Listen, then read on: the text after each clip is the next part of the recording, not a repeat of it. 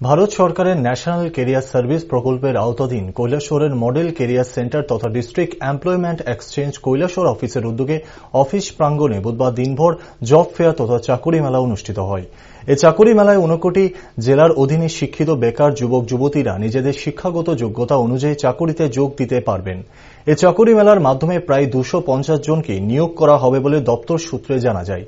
এই চাকুরি মেলা প্রসঙ্গে ডিস্ট্রিক্ট এমপ্লয়মেন্ট এক্সচেঞ্জ অফিসের জেলা আধিকারিক পিঙ্কু দাস সংবাদ প্রতিনিধিদের মুখোমুখি হয়ে বিস্তারিত তুলে ধরেন। আজকে 6 সেপ্টেম্বর ডিস্ট্রিক্ট এমপ্লয়মেন্ট এক্সচেঞ্জ তথা মডেল কেরিয়ার সেন্টার কৈলাসহর অফিসের উদ্যোগে একটা জব ফেয়ারের আয়োজন করা হয়েছে আমাদের অফিস প্রাঙ্গণে।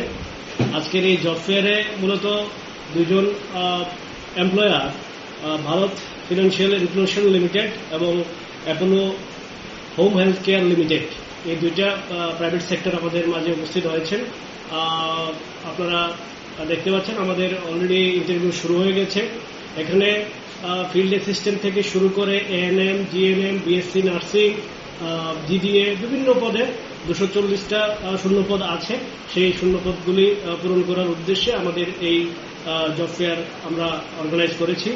মূলত এই জেলার যারা কর্মপ্রার্থী যুবক যুবতী আছেন তাদের কর্মসংস্থানের উদ্দেশ্যে আমাদের এই জব ফেয়ার।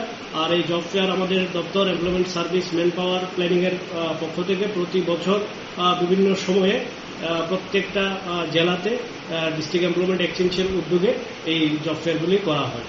আমরা খুবই আনন্দিত যে 59 জেলার যারা কর্মপ্রার্থী যুবক যুবতী আছে তাদের কাছে এই বার্তাটা আমরা পৌঁছে দিতে পেরেছি এবং সাংবাদিক বন্ধু যারা আছেন এই জেলার তাদের কাছে বিশেষভাবে ধন্যবাদ জানাতে চাই যে তাদের এটা ইতিবাচক সহযোগিতার কারণে আমরা এই বার্তাটা পৌঁছে দিতে পেরেছি।